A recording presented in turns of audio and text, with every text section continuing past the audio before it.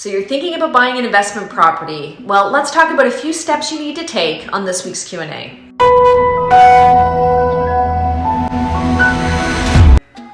Hey everybody, welcome back. Thank you so much for joining in. I hope you had a good week. So I don't know if it's the new year and people have real estate goals or what it is, but all of a sudden everybody seems to want to get into the investment market. So I thought it would be a good opportunity to talk about a couple of the steps you should be considering if you are thinking about buying an investment property. So let's get started. Number one, most important, may seem obvious, but you need to figure out whether or not A, the bank's going to lend you the money, and B, how much they're going to give you. So it is actually amazing to me how many people want to start this process and then find out that the bank won't lend them a mortgage or it's not going to be as much as they thought. So you need to get that sorted out. One of the things that you may or may not know is that for your second property, you're going to need a lot of down payment, probably about 20 or 25%. And of course that has to be cash. You can't borrow that money, so you need to have that money.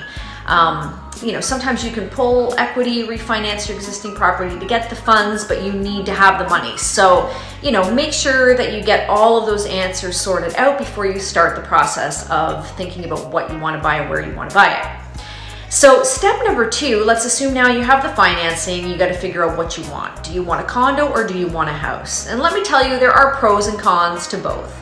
A lot of people like condos because they're easy. I prefer a house, especially with more than one unit, because that gives me a little bit more freedom. If one tenant moves out, I know I always have some rent coming in. But it's up to you in terms of where you want to buy it and what type of property you want to buy, but you need to really start thinking about that. Having a house obviously is a little more maintenance, having a condo is a little bit easier. But one gives you more positive cash flow at the end of the month than the other. It's very hard with a condo to get a positive cash flow unless you are having a huge down payment and you don't have much of a mortgage.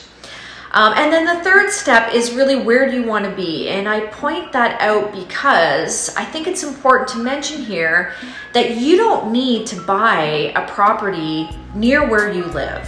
There are a lot of people that think it has to be in the GTA or something like that. You can buy an investment property anywhere because there are property managers to manage the property for you. So you don't actually have to do anything.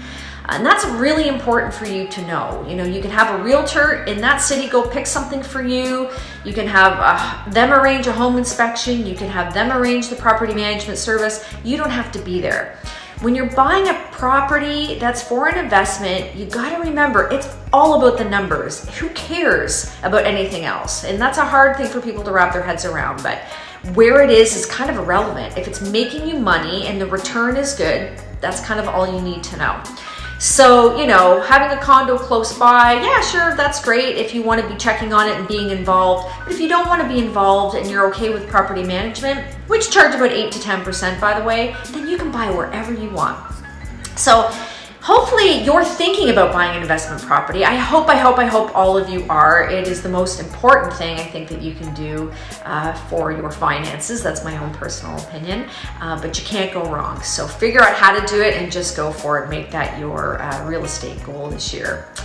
And of course, we have a weekly podcast called the Toronto Real Estate Show with Janelle and Leslie. We go through in really great detail about 8 or 9 steps that you need to take in this process of buying an investment property. So we go into a little bit more depth there, and that drops today. So hopefully you are subscribed to that. If you're not, check it out. You can get that on Apple or Spotify or wherever you get your podcasts.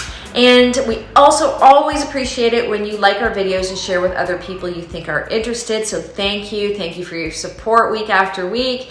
And of course, we're here if you have any questions, and I wish you a good day.